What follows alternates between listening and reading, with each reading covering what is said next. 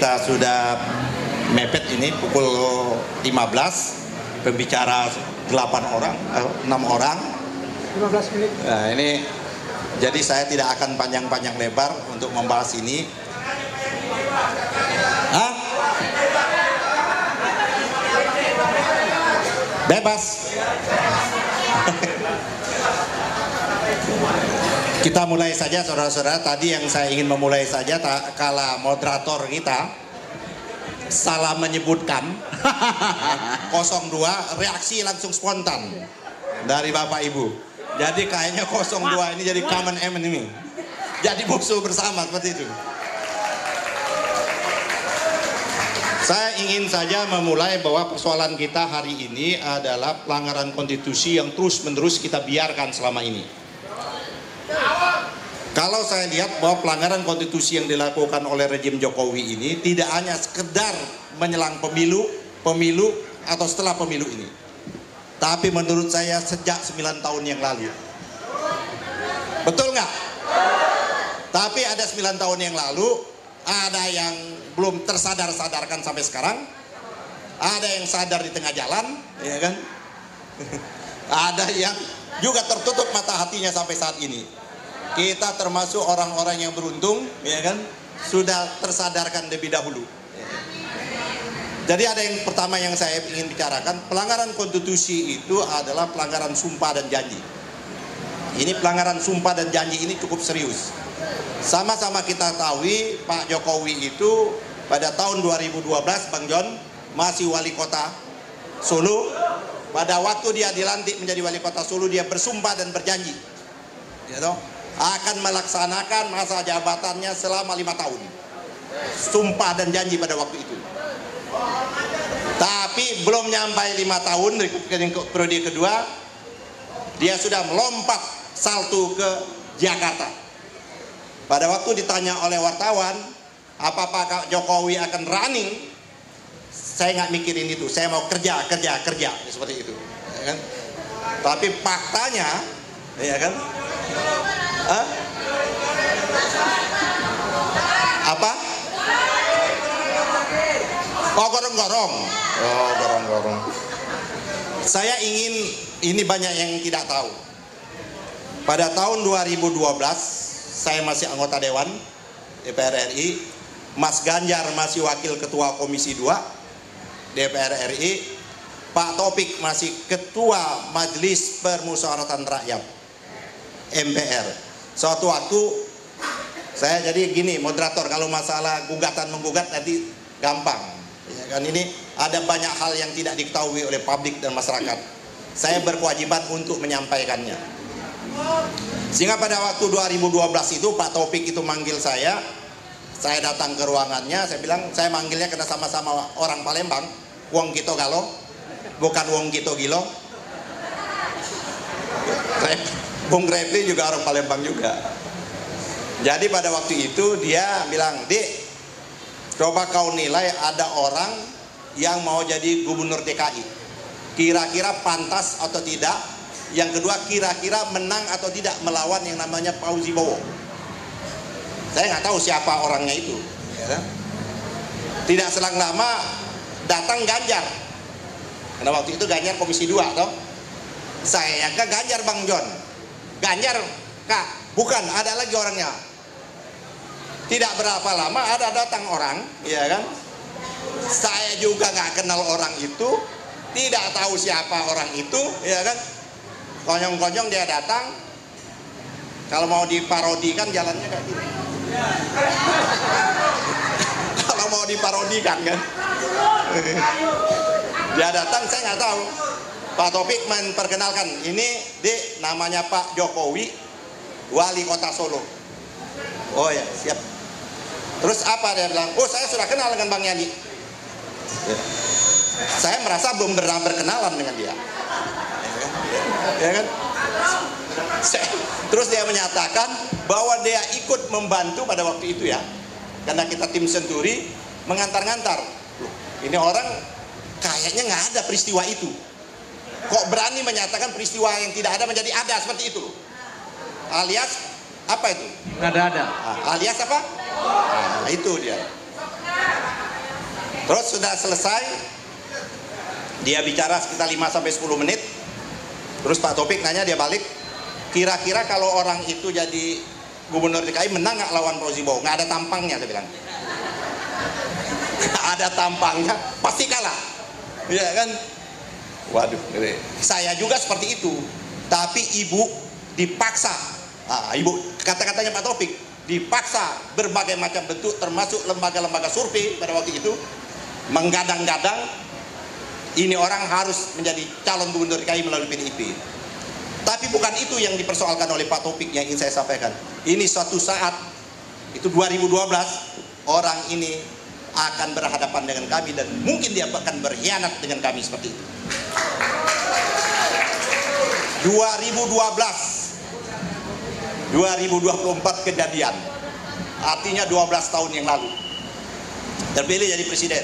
Saudara-saudara, kalau pelanggaran konstitusi, ini Pak Antoni Budiawan ini, beliau ini Prof ini ekonom, tapi sudah menjelma menjadi ahli konstitusi.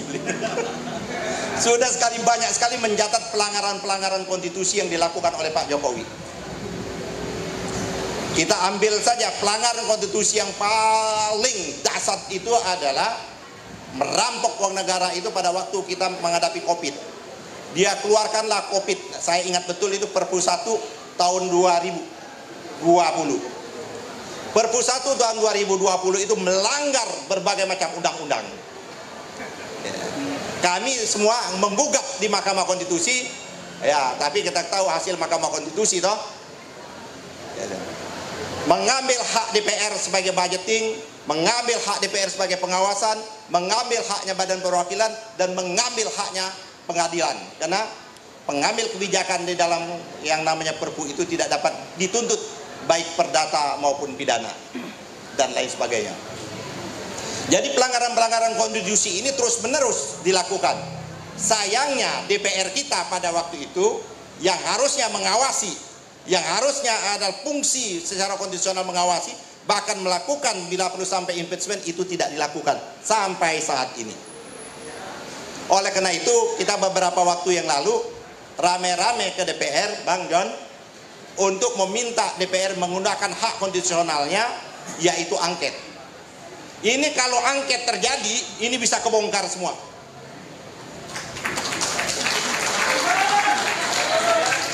Bisa jadi kenapa? Panitia angket, pansus angket bisa memanggil siapapun, termasuk persoalan-persoalan menjelang pemilu ini. Saudara, saya memang ragu ini di tempatnya Bung Refli pada waktu itu di Koalisi Aksi Menyelamatkan Indonesia. Jadi kalau ini adalah menyelamatkan reformasi, baru stadiumnya baru 2. Yang kita perlu selamatkan itu bukan reformasi, karena reformasi ini menelikung menurut saya tuntutan mahasiswa pada waktu itu. Hati-hati kita, jangan sampai reformasi jilid kedua menelikung lagi, yang seharusnya tidak boleh tampil lagi di politik nasional, dia masih tampil di politik nasional. Padahal dia melakukan kejahatan dan melegitimasi kejahatan rejim Orde Baru, tapi dia tampil terus-menerus sampai saat ini. Jadi kalau menurut saya reformasi, hati-hati Bung Pandi, Adinda Pandi. Mungkin bukan jalan keluarnya, ya, mungkin di atasnya sedikit, itu apa tuh namanya tuh? Nah, jadi itu persoalan kita sekarang ini, sudah carut marutnya, kerusakannya di berbagai macam lini, pelanggaran-pelanggaran juga di berbagai macam lini, menggunakan institusi hukum, menggunakan institusi politik untuk melanjutkan kepentingan-kepentingannya. Persoalan sekarang apa yang kita hadapi sekarang ini, karena ada satu keluarga, satu orang takut turun. Ini persoalannya Pak Jokowi takut turun. Kenapa Pak Jokowi takut turun? Kalau dia turun takut diadili. Ya, gitu loh. Kenapa dia diadil? Karena dia melanggar konstitusi dan melakukan perilaku yang namanya KKN.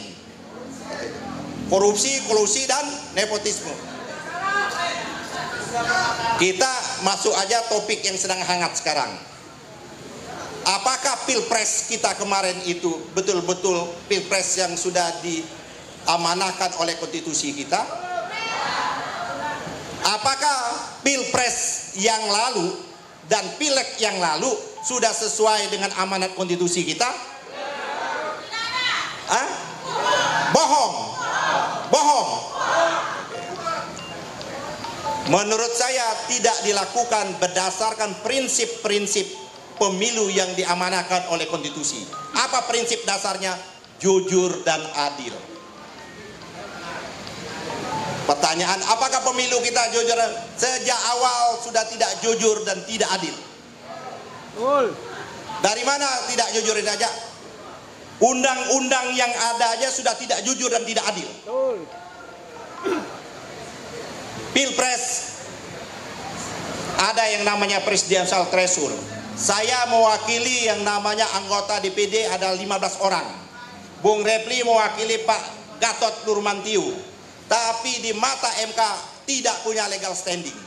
Ditolak gugatan kita terhadap presidential threshold itu.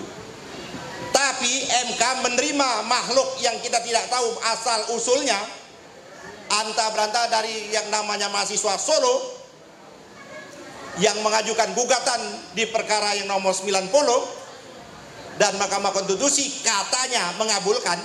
Nanti silakan Bung Repli sebagai ahli tata negara, Bang John lihat. Menurut saya ini orang tidak punya legal standing untuk menggugat itu. Apa kepentingan konstitusinya? Dia ternyata nggak nyalonin presiden juga, tapi itu jalan yang dibuat, laluan yang dibuat untuk sang putra maju menjadi cawapres. Si Samsul. Sampai sekarang ini, oleh karena itu saudara-saudara, menurut saya kita nggak perlu lihat angka-angka Bang John. Karena menurut saya pemilu kita ini sudah cacat konstitusional. Pemilu kita ini sudah cacat melanggar undang-undang. Mungkin saya berbeda pandangan mungkin dengan Bang John. Menurut saya Mahkamah Konstitusi, MK, tidak ada satu pasal pun, tidak ada satu ayat pun memberikan kewenangan pada Mahkamah Konstitusi untuk membentuk norma. Nggak ada sama sekali.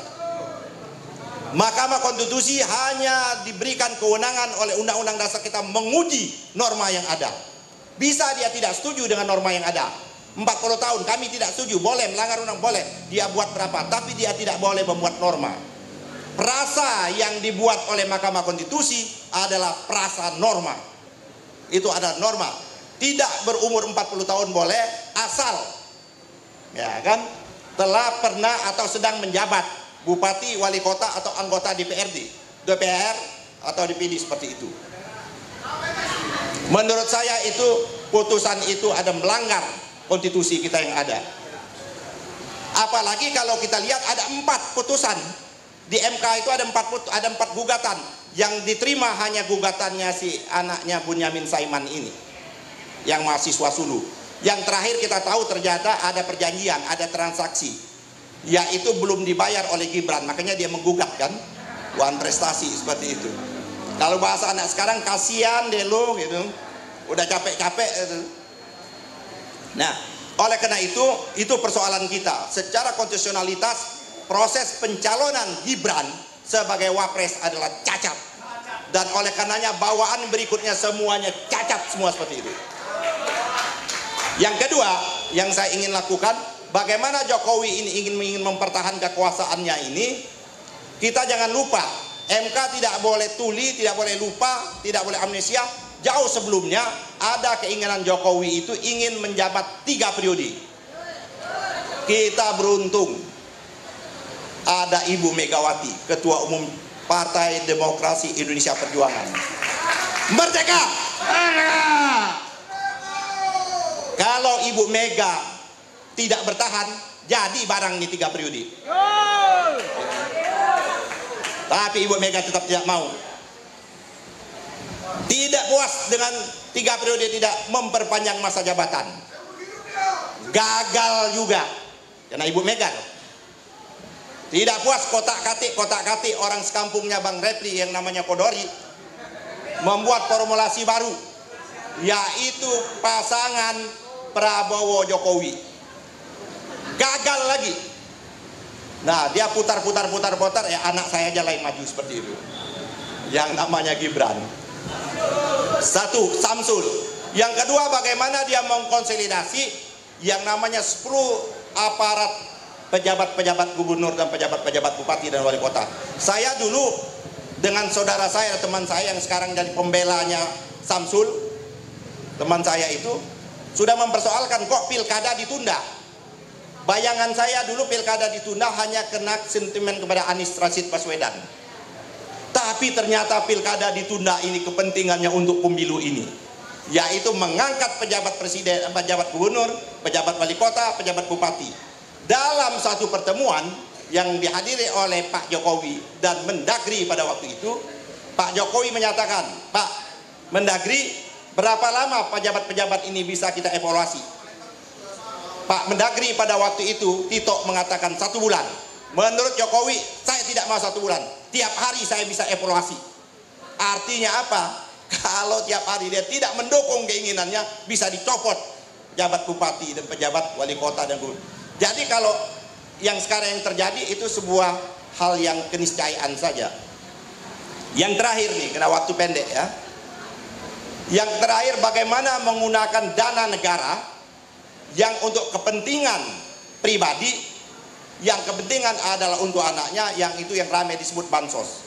Bansos ini betul presiden berhak mengelola bansos, tapi ada tata caranya, ada aturannya, ada skim keuangannya, ada undang-undang keuangannya. Tidak bisa dia semau-maunya. Ini bukan negara nenek moyangnya seperti itu. Ada aturannya, ada waktunya, ada anggaran yang harus dibahas-bahas bersama-sama DPR. Menurut informasi yang saya dapat, tidak ada pembahasan di DPR. Angkanya pun Ibu Risma sudah menyatakan, dia hanya menyatakan 78 triliun kalau tidak salah. Kok anggarannya hampir 500 triliun lebih. Bahkan membagi-bagikan sembako di depan istana seperti itu. Sama juga dengan Covid dulu. Covid awalnya 100 sekian triliun ya, Rob. Terus lompat tanpa pertanggungjawaban sama sekali. Nah, oleh karena itu menurut saya satu persoalan kita pendaftaran yang namanya Gibran cacat. Yang kedua menggunakan aparatur yang ada untuk mobilisasi dan lain sebagainya. Yang ketiga menggunakan dana bansos dan lain sebagainya.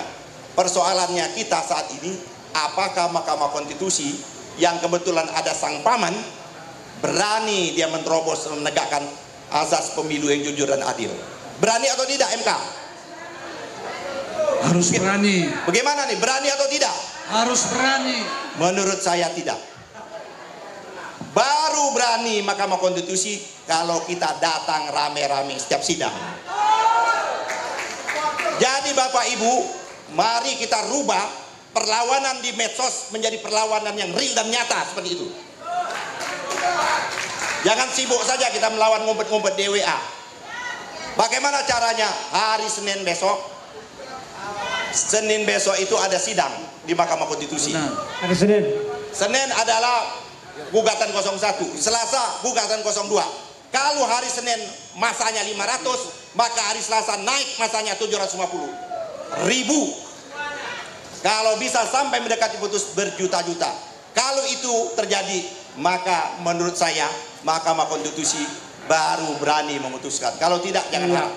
Oleh karena itu Bapak Ibu Saudara, nasib bangsa yang di ujung kehancuran ini, tugas kita sekarang sudah bukan menyelamatkan Anies Rashid Baswedan sebagai capres, bukan menyelamatkan Ganjar, tapi tugas kita yang paling utama menyelamatkan rakyat, menyelamatkan demokrasi, menyelamatkan kedaulatan rakyat kita.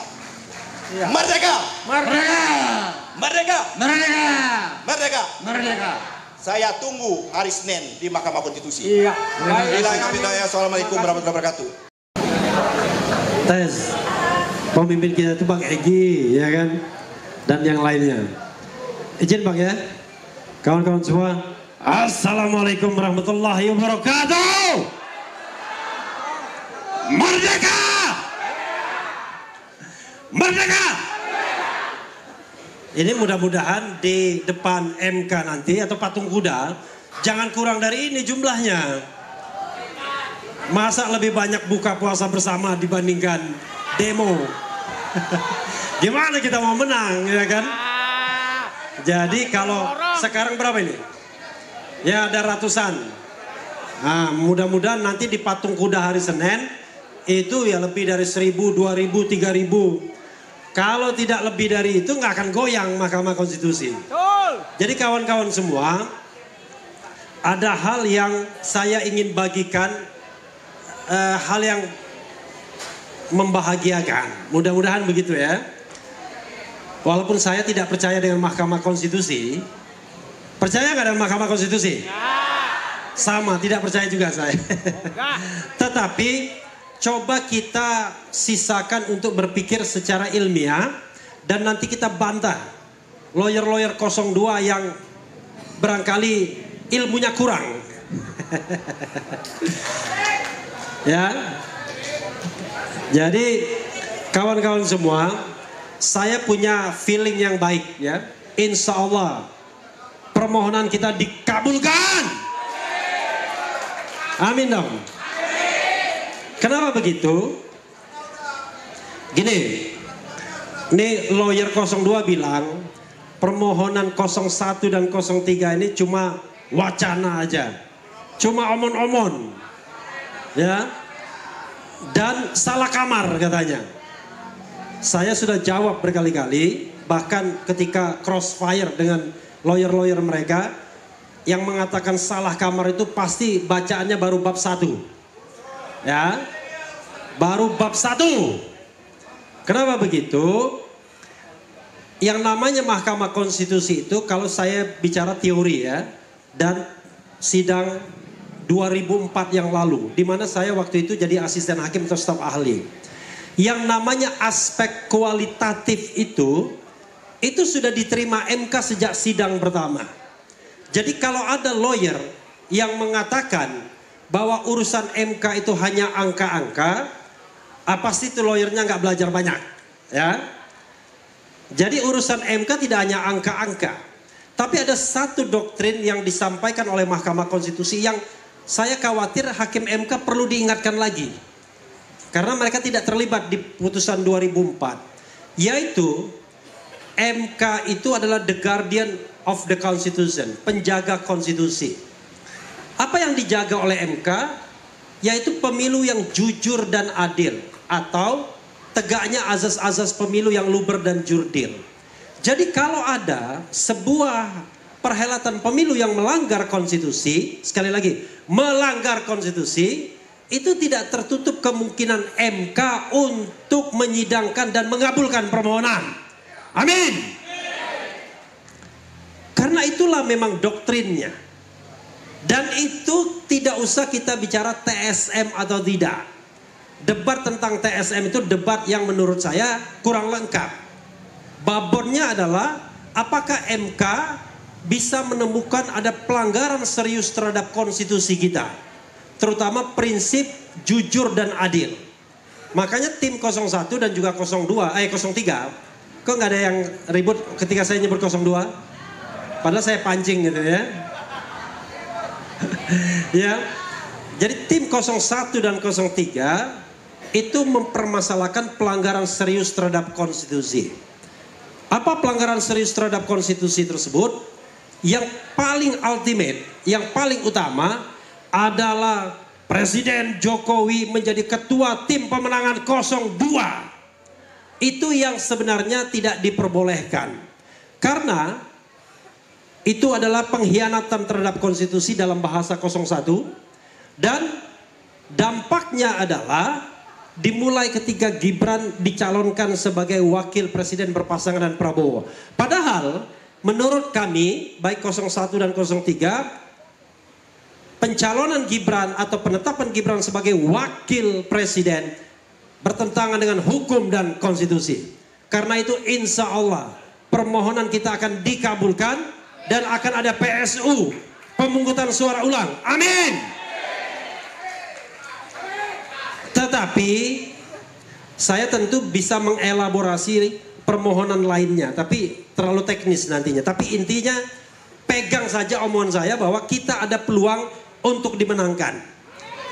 Dan omongan yang mengatakan permohonan ini wacana, omon-omon, kemudian hanya angka, seharusnya itu orang yang belajarnya tidak banyak, ya. Walaupun di situ ada profesor hukum tata negara, ya. Tetapi kan dia sedang membela yang kira-kira berada di jalan bengkok, ya kan? Karena itu tidak mungkin lurus jadinya. Saya tidak menyebut nama ya. Tolong jangan dieksplisitkan. Oke. Nah, Tetapi yang kedua, kawan-kawan semua, yang kedua, kita harus memberikan gesture otot politik, keberanian, support, dukungan, bahkan barangkali makian dalam tanda kutip kepada hakim konstitusi. Intinya adalah jangan dibiarkan hakim konstitusi menyidangkan ini di ruang hampa politik. Kalau saya yakin betul, kalau sudah soal menang dan kalah, kalau sudah pilpres at all cost, pasti MK akan diintervensi. Karena itu kita juga harus menjaga Mahkamah Konstitusi, paling tidak memberikan keberanian kepada MK untuk menyatakan yang benar adalah benar, yang salah adalah salah. Karena sumber kesalahan dan ketidakbenaran di MK sendiri soalnya.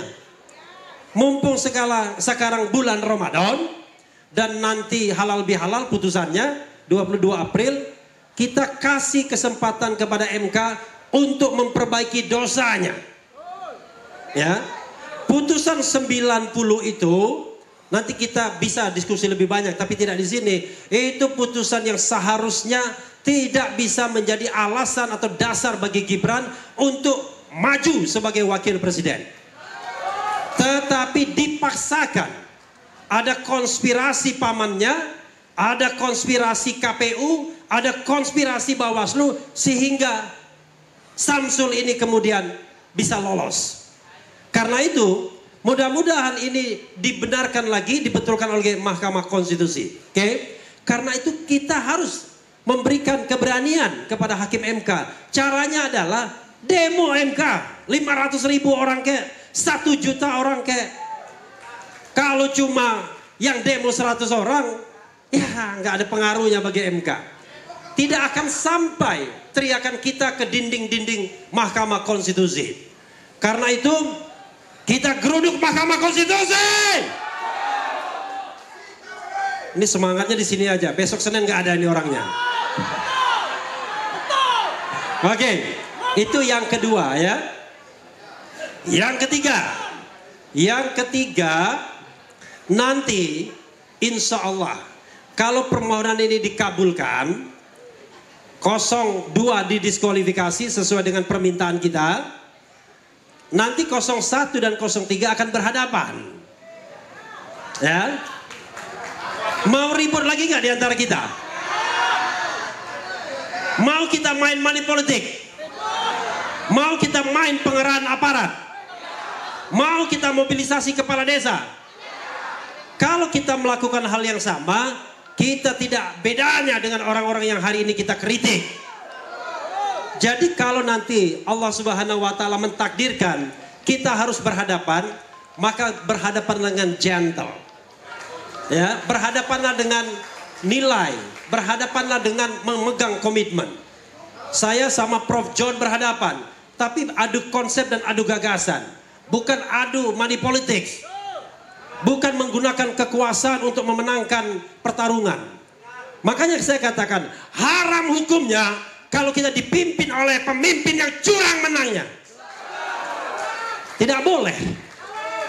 Nanti kita bikin gentleman agreement di antara kita untuk berpemilu secara luber dan jurdil, secara bebas, jujur dan adil. Jadi kita bahagia berdemokrasi, bahagia berpendapat. Karena tidak akan ada polisi yang menangkap. Hari ini coba bayangkan, Undang-Undang 1 1946 sudah dibatalkan oleh MK. Undang-undang inilah yang memenjarakan Habib Rizik, Habib Bahar, Syahganda Nenggolan, Anton Permana, Jumhur Hidayat. Siapa lagi? Oh ada orangnya. Allahu Akbar. Undang-undang itu sudah dibatalkan oleh Mahkamah Konstitusi. Kita apresiasi, tapi rupanya orang-orang tukang ngadu ini tidak habis akal. Pakai dia undang-undang ITE lagi. Diadukanlah yang namanya Koni Rahakundini. Diadukan juga Hasto Kristianto. Yang ngadukan kelompok Jakarta Selatan, Jakarta Barat dan lain sebagainya. Jangan-jangan organisasinya pun baru dibentuk. Coba bayangkan, kita ingin berdemokrasi. Negara demokrasi, tidak ada orang yang ditangkap karena berbeda pendapat. Nih Mas Jumhur hanya ngomong soal undang-undang Omnibus Law. Dan itu nge-tweet, alhamdulillah ditangkap. Alhamdulillah yang salah itu ya. Nah karena itu ketiga ya, tadi yang saya katakan saya ulangi lagi. Mari kita berdemokrasi secara beradab. Kembali kita ke nilai-nilai kita. Nilai ketuhanan yang Maha Esa, nilai kemanusiaan, nilai persatuan, nilai demokrasi atau kerakyatan, dan nilai keadilan. Itu bukan nilai gombal. Tetapi oleh rezim Jokowi tidak pernah dilaksanakan. Oleh rezim Jokowi yang dipelihara adalah kemiskinan. Saatnya nanti ahli dari 01 akan menunjukkan bahwa tidak benar pertumbuhan ekonomi itu membuat preferensi kepada mereka yang dianggap berhasil melakukan pembangunan. No. Orang memilih bukan karena keberhasilan sang pemimpin, orang memilih karena kemiskinan yang dipelihara. Memelihara kemiskinan dan kemudian diserang dengan bansos, maka kemudian terjadilah pemilu yang tidak jujur dan tidak adil. Kita nanti mudah-mudahan berhadapan dengan cara yang bermartabat dan beradab. Itu saja kawan-kawan semua. Assalamualaikum warahmatullahi wabarakatuh. Merdeka! Politik ekonomi kita. Selamat siang, salam akal sehat. Salam akal sehat. Negara kita adalah kedaulatan rakyat, tetapi rakyatnya tidak membela kedaulatannya sendiri. Joko Widodo berkali-kali melanggar hukum, melanggar konstitusi, tetapi dibiarkan. Seperti Bung Yani mengatakan bahwa pelanggaran konstitusi oleh Joko Widodo itu sudah banyak sekali daftarnya, tetapi kita biarkan. Saya ingin fokus kepada Pilpres. Sewaktu MK memutuskan, tadi sudah dibahas juga, bahwa ini adalah tidak boleh menjadi dasar bahwa Gibran bisa dicalonkan menjadi wakil presiden.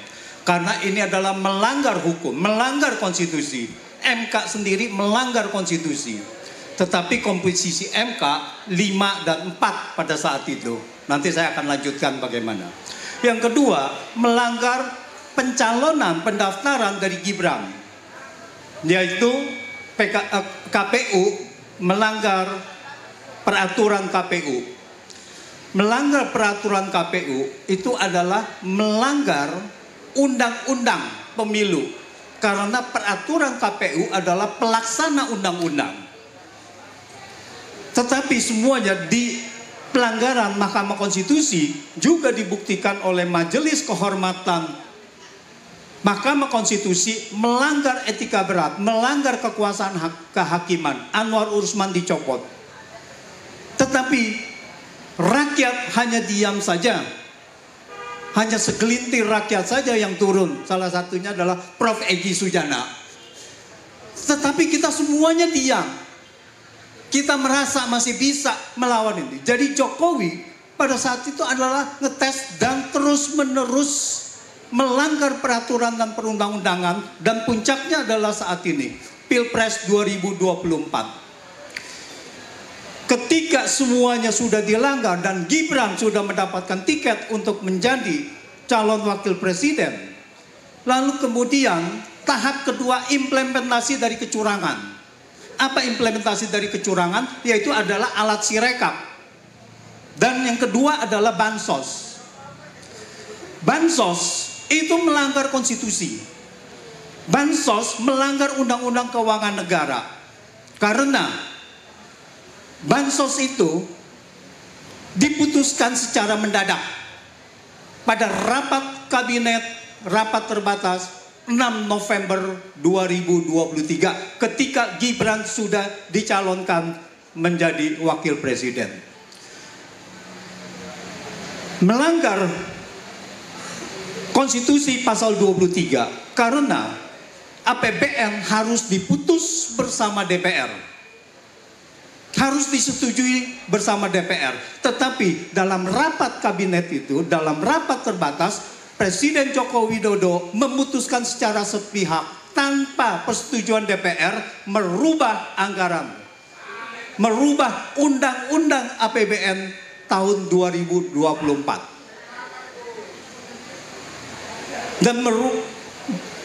Dan perubahan itu juga melanggar undang-undang sejumlah pasal undang-undang keuangan negara. Banyak sekali, pasal 3, pasal 11, dan seterusnya. Penyimpangan APBN termasuk adalah tindak pidana. Itu ada di pasal 34 Undang-Undang Keuangan Negara. Penyimpangan APBN adalah termasuk tindakan pidana yang merugikan keuangan negara. Merubah tanpa persetujuan DPR artinya adalah penyimpangan terhadap APBN.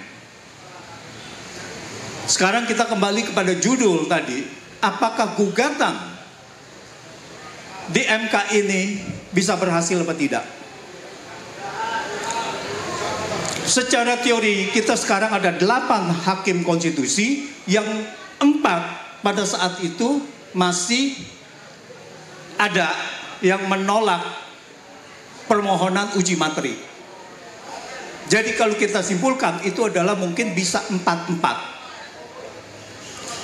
Tetapi masalahnya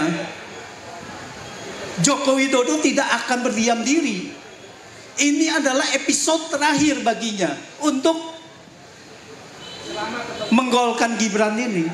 Ini adalah episode dari Pilpres 2024, episode Gibran menjadi calon wakil presiden.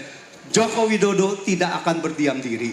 Oleh karena itu, kita semua harus melawan. Yang tadi sudah disampaikan, harus menyampaikan di MK, harus memberi tekanan kepada MK, bukan untuk berpihak kepada tekanan kita itu, untuk berpihak kepada kedaulatan rakyat, untuk berpihak kepada kebenaran.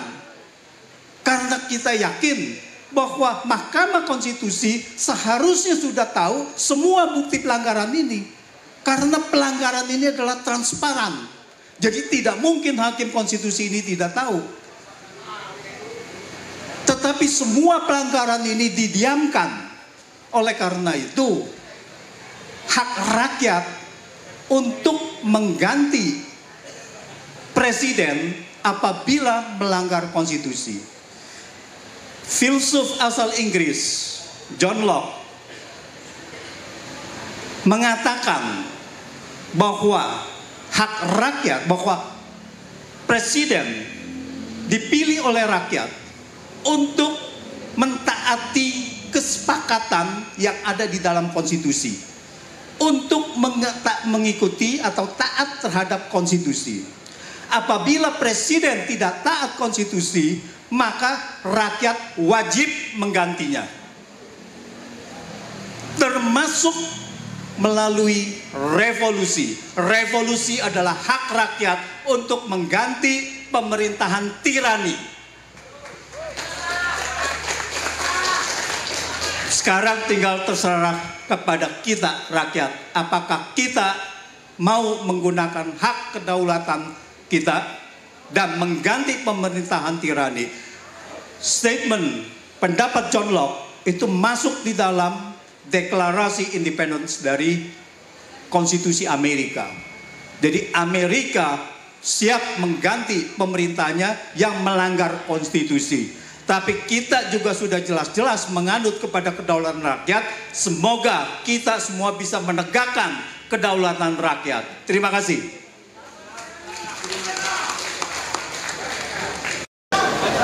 Tes.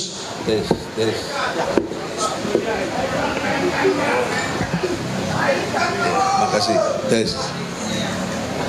Bismillahirrahmanirrahim. Assalamualaikum warahmatullahi wabarakatuh. Semua yang hadir di sini dimuliakan oleh Allah. Karena sebagai pejuang, mujahid-mujahid, termasuk rekan-rekan saya, Profesor Antoni Budiman, Jumhur Hidayat, Refli Harun, ya, Pak John, Pak Ferlis. Ini lupa sih. Sintong Panjaitan ya. Panjaitannya sama. Pasti marganya Luhut. Saudara-saudara, dalam membangun narasi itu harus berbasis kepada mekanisme berpikir yang ilmiah. Sehingga tidak asbun, tidak omong-omong saja.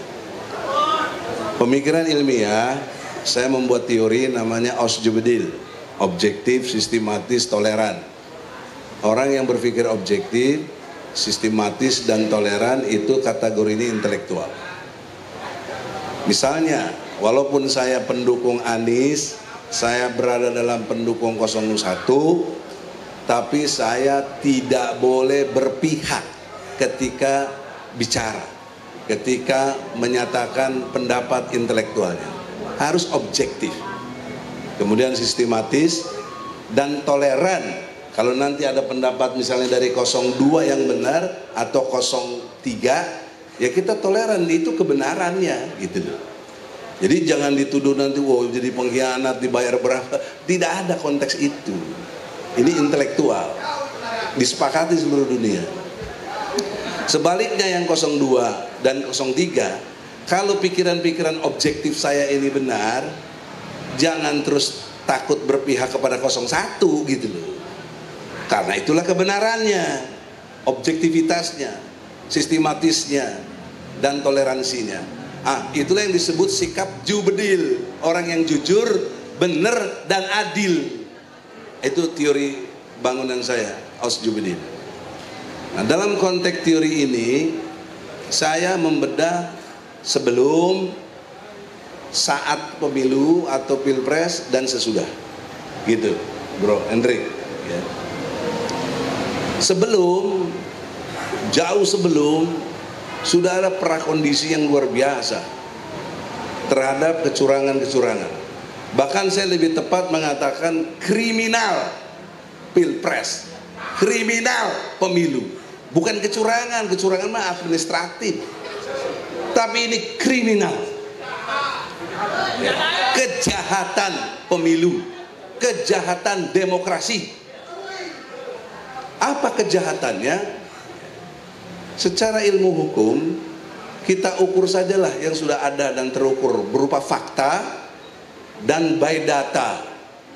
Baru logika kita yang objektif, sistematis, toleran tadi kita pakai. Berdasarkan logikanya yang didasari fakta dan data. Apa itu? Putusan nomor 90. Ya. Itu jauh sebelum pemilu, masih tahun 2023. Apa putusannya? Membolehkan Gibran jadi cawapres. Padahal bertentangan dengan persyaratan yang ada dalam Undang-Undang nomor 7 tahun 2017 pasal 169 tentang umur yang belum 40 tahun. Karena Gibran umurnya baru 36. Nah, ini jelas bertentangan. Apalagi PKPU-nya, peraturan KPU-nya belum berubah. Masih mensyaratkan yang 40 tahun. Tetapi ada penyelundupan hukum di situ, itu nggak dilihat lagi, tapi dijadikan kebijakan oleh KPU mereduksi itu semua, yang membuat apa yang dimaksud dengan membenarkan putusan 90 tadi. Ini penyelundupan hukum namanya, secara ilmu. Oleh karena itu, dalam perspektif saya pandangannya legisme. Legisme itu berdasar legalitas, berdasar aturan peraturan perundang-undangan. Itu yang kita disebut negara hukum. Kalau yang disampaikan tadi semua sebelum saya ini tidak bermaksud nyebut siapapun, tapi ada ukuran-ukuran objektivitasnya. Itu semua persepsi dan pidato, nggak ada legalismenya. Dari mana legalismenya? Untuk menyatakan pengkhianatan konstitusi, itu narasi benar, itu pidato, itu persepsi benar, nggak membantah. Ya. Karena kalau bicara legismenya itu harusnya mengkritisi sejak putusan 90. Dan saya sudah lakukan itu, saya datangin MK, saya ajak debat tuh 9 hakim. Nggak ada yang berani keluar, yang terima cuma sekretariatnya. Tapi kalau Anda ikuti medsos saya, Egy Sujana Channel, subscribe dong biar tahu.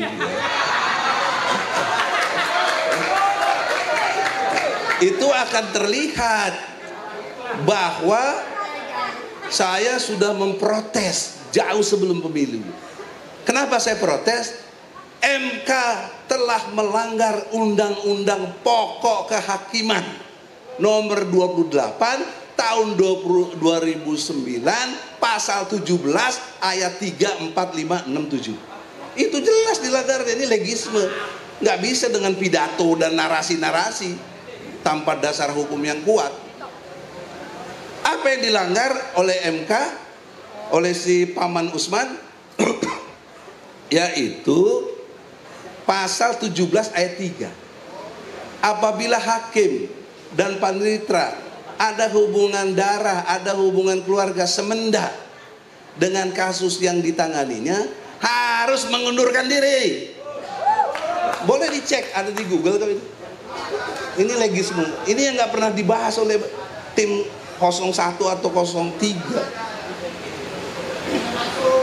Ayat 45-nya mengatakan, bahkan sampai ayat 6-nya, jika hakim tetap berisi keras menyidangkan kasus itu, yang melakukan penyelewengan hukum sekaligus penyelundupan hukum dan membuat norma baru. Padahal MK tidak boleh buat norma, tidak boleh membuat hukum. Yang boleh membuat hukum di negeri kita cuma presiden dan DPR.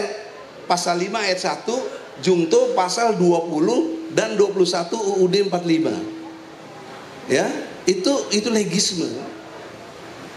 Jadi MK telah membuat norma. Apa norma yang dibuat? Mereduksi, menambah tentang umur 40 tahun sepanjang telah bisa mengikuti pilkada kepala daerah. Itulah supaya Gibran bisa masuk. Nah, ini yang harusnya dipersoalkan sejak awal. Inilah kalau mau disebut pengkhianatan konstitusi, ya ini. Tapi nggak ada yang persoalkan ini. Nggak ada. Padahal tim-tim itu semua udah ada jauh-jauh sebelum ini. Nah, kalau ini dipersoalkan, maka tidak mungkin juga MK Jimli itu memutuskan seenak jidatnya aja. Ya, kenapa? Saya berani katakan, saya bisa berdebat intelektual ya, adu gagasan. Memutuskan Usman melanggar etika berat dan dipecat. Tetapi putusan 90-nya boleh jalan terus. Ini logika apa ini? Objektivitasnya di mana gitu? Betul? Bagaimana sistematika berpikirnya? Dengan bangga Jimli memutuskan itu seolah yang paling adil. Bagaimana? Ya. Orang bertentangan kok dengan nilai-nilai itu sendiri secara legisme. Oleh karena itu terjadilah penyelewengan berikutnya. Karena ini dibenarkan, Gibran boleh terima jalan terus, PKPU-nya juga dilanggar, tapi KPU-nya menerima pendaftaran Gibran dan Prabowo. Padahal menurut administrasi yang ada, pendaftaran capres-cawapres itu terakhir tanggal 25 Oktober. Prabowo dan Gibran mendaftar 27 Oktober. Ini kan udah melanggar betul. Kok dibolehkan? Makanya di sidang di DKPP, sebelumnya Bawaslu dipersoalkan. Saya datang juga ke Bawaslu, ya, untuk mempersoalkan ini. Tapi DKPP memutuskannya benar terbukti KPU melanggar etika berat, maka diperingati yang terakhir. Tapi peringatan terakhirnya udah yang kedua kali. Kok terakhir 2 kali? Gimana coba? Kemudian ada lagi yang lain, jadi 3 kali. Jadi bagaimana DKPP yang katanya Dewan Kehormatan, DK itu Dewan Kehormatan, penyelenggara pemilu, kok tidak terhormat, kok brengsek gitu loh. Logikanya tidak objektif, tidak sistematis, tidak toleran. Ya. Ini, tapi sayangnya ini tidak menjadi sudut pandang oleh 0103 sebagai satu gerakan sebelum pemilu. Kemudian sebelum pemilunya lagi, tanggal 13 Februari 02 telah buat pertemuan, bahkan menyewa Gelora Senayan, ya, atau lebih tepatnya tempat Istora Senayan. Kalau GBK lain lagi, Istora Senayan yang menyatakan untuk kemenangannya gitu deh. Ini kan sebelum udah dipersiapkan, udah sedemikian bikin gladi resik gitu. Ini udah pelanggaran serius. Nah, ketika saat pemilunya, saat pilpresnya, 2 jam setelah pemungutan suara menyatakan kemenangan lewat quick count. Tapi quick count itu baru 5% saat itu. Bagaimana 5% mewakili populasi yang 100%? Ini melanggar juga pada saat. Ya. Nah, persoalan seriusnya seperti tadi Refli katakan, ini terjadi pengkhianatan konstitusi, ini terjadi pelanggaran katanya. Tapi itu pidato. Gitu? Itu cuma persepsi, tidak beraplikasi gerakan hukum. Karena gerakan hukum yang dipakai oleh MK dengan pandangan legisme tadi memang tetap mahkamah kalkulator. MK hanya memutus persoalan perselisihan suara. Jadi pendekatannya kuantitas, bukan kualitas atau kualitatif. Kalau kualitatif itu kecurangan-kecurangan tadi yang dipidatokan, benar gak ada salah. Tapi itu kualitatif, kita kan ngerti ilmu penelitian. Ini MK mempersoalkannya kuantitas perselisihan suara. Cuma itu ada di undang-undang MK kalau nggak salah pasal 74. Jadi jelas legismenya. Sampai di sini jelas? Sampai di sini jelas? Jadi kita, menurut saya, kalau kita berharap MK putuskan yang menang, itu kurang ilmu juga gitu. Kurang ilmu dong, orang ilmunya nggak begitu kok. Ilmunya dengan legisme. Ya. Nah, oleh karena itu, ini bagian dari transformatifnya dan progresifnya. Sekarang konsolidasi rakyatnya apa? Sekarang konsolidasinya ada 2. 1, sebelum pengumuman MK, ini pikiran saya, fokus kita bergerak secara kekuatan politik, bagaimana lengserkan Jokowi. Itu persis 98 yang berkait dengan Soeharto lengser, bahkan mengundurkan diri sambil menunggu tanggal 22 April MK memutuskan sidangnya. Kedua, dikombinasi gerakan ini dengan perjuangan teman-teman yang di MK. Ya, teman-teman 01 sudah sangat capek lah istilahnya kan, bikin data dan lain sebagainya, harus kita dukung. Tetapi kalau cuma data saja, itu pidato, dan itu cuma persepsi. Itu bukan alat bukti. Itu bukan alat bukti gitu loh. Mari kita berdebat secara ilmu hukum. Bukan alat bukti. Apa alat bukti? Karena alat bukti itu pasal 184 KUHP harus berupa dokumen, berkas-berkas segala macam yang sifatnya mengacu kepada yang legismenya. Ya.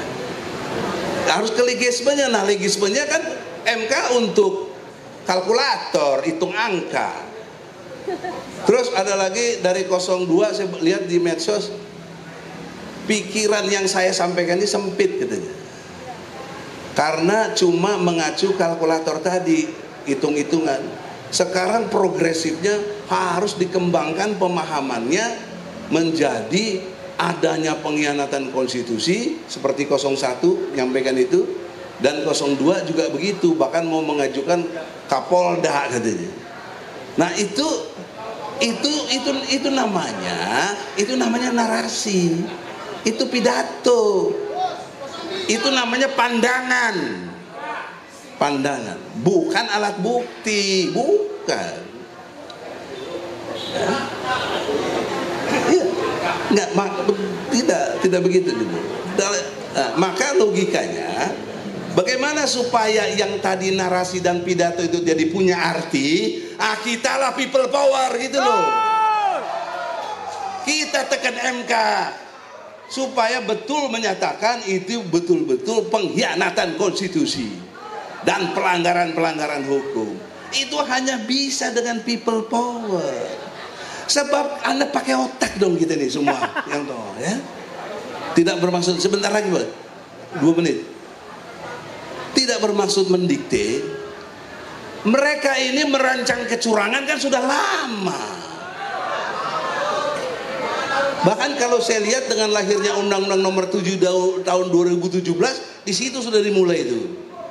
Menata sedemikian rupa. Ya.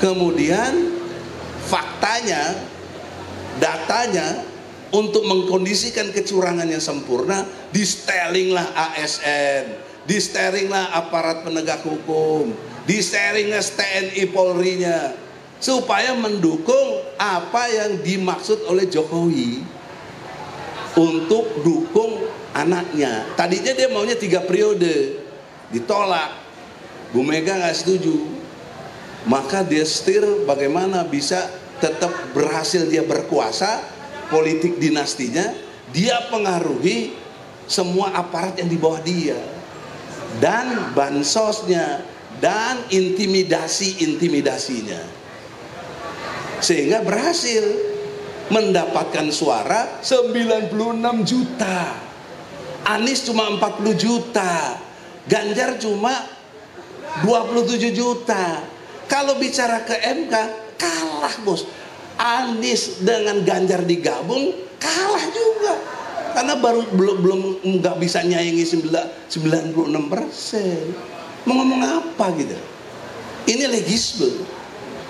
Anda mau teriak-teriak pidato nggak benar curang, iya itu pidato, itu persepsi, tapi tidak legisme, tidak berdasar hukum. Ini kalau mau ngerti ilmu tuh begitu, jangan objektif. Saya tidak berpihak pada siapapun, saya kepada ilmu, kejujuran.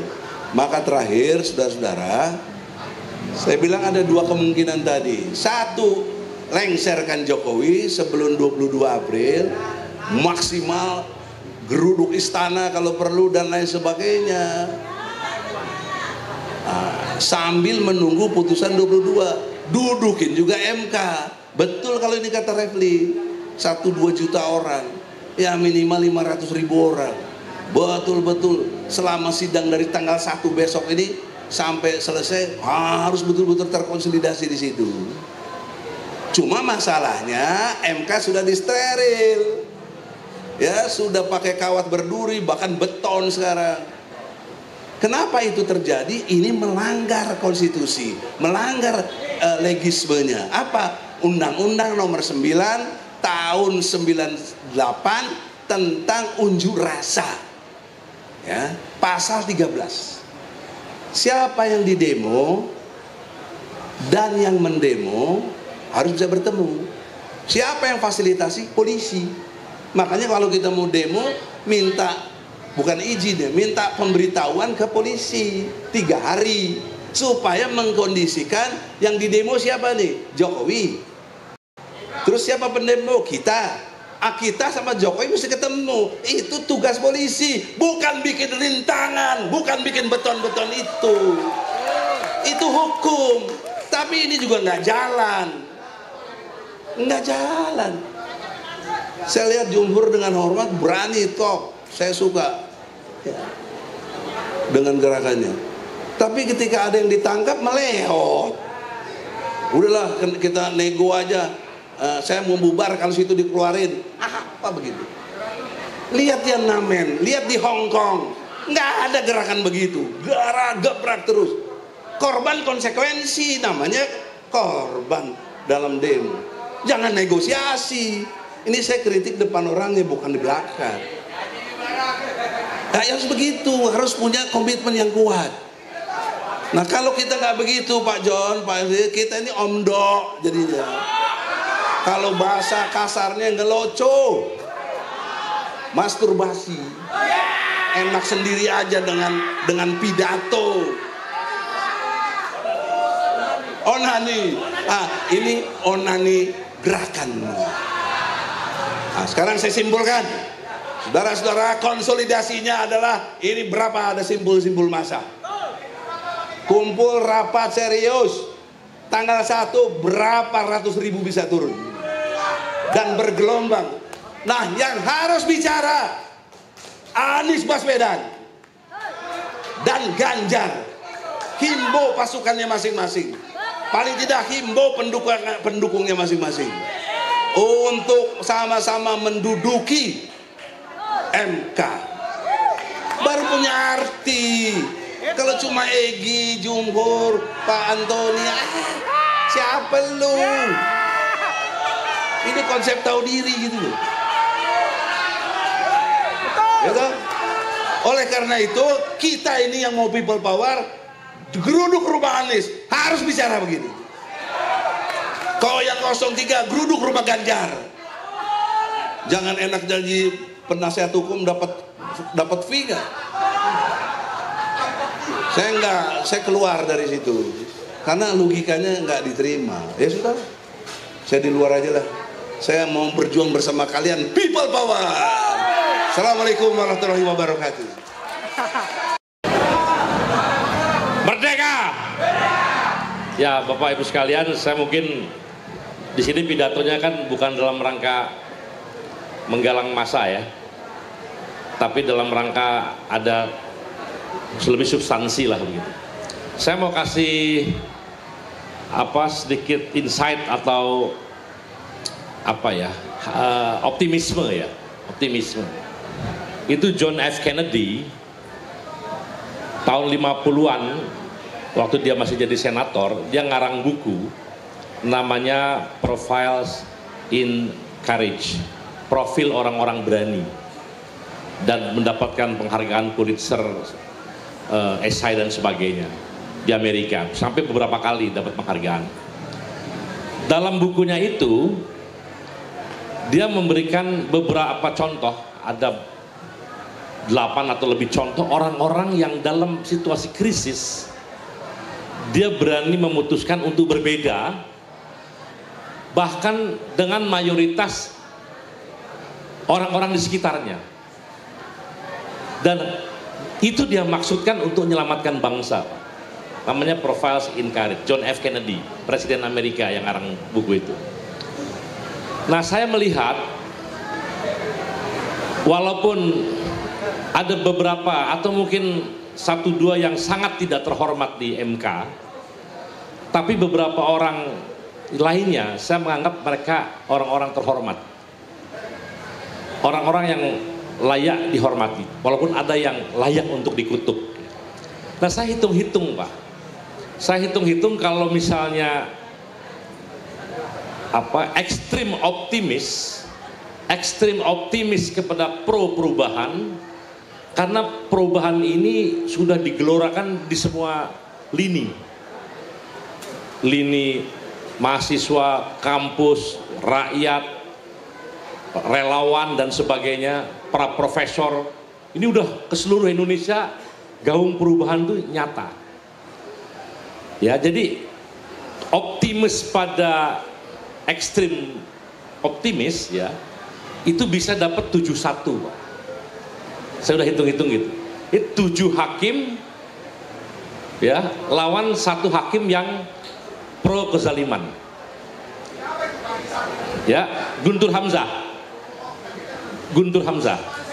Ya, yang 7 karena yang 7 itu berpotensi kepada pro perubahan. Ya. Jadi sangat optimis ya. Nah, yang paling pesimis ini adalah 44 tapi ketuanya ada pada yang pro perubahan. Itu pun menang. Jadi baik skenario pesimis ekstrim maupun skenario optimis kita menang dua-duanya. Tepuk tangan untuk demokrasi ini. Tapi udah benar apa yang barusan diomongin sama Tuan Refli, Tuan Antoni, Tuan Egy. Itu semakin bulat keputusannya. Kalau ada 1 juta orang mengepung MK dari utara, mengepung MK dari selatan, mengepung MK dari barat, dari timur, maka beton-beton itu menjadi tidak ada gunanya, saudara-saudara. Kalau saudara bicara 500 orang, bicara 5.000 orang, beton itu ada gunanya. Tapi kalau saudara-saudara datang 150.000 dari Harmoni, 150.000 dari Banten, dari barat, 200.000 dari timur, dari selatan, tidak ada gunanya saudara-saudara itu semua. Karena yang kita kepung adalah Istana dan MK dan Merdeka Barat, semuanya kita kepung saudara-saudara. Maka keputusan yang tadi semakin sempurna. Nah, untuk mencapai itu banyak cara. Tadi salah satunya apakah Pak Ganjar dan Pak Anies pimpin langsung. Ya. Kalau itu bisa, itu keren. Nah, kalau nggak bisa, mari kita musyawarah, kita cari pemimpinnya. Mudah-mudahan ada yang hadir di sini bisa ikut memimpin dan saya ikut di belakang nanti. Kira-kira seperti itu.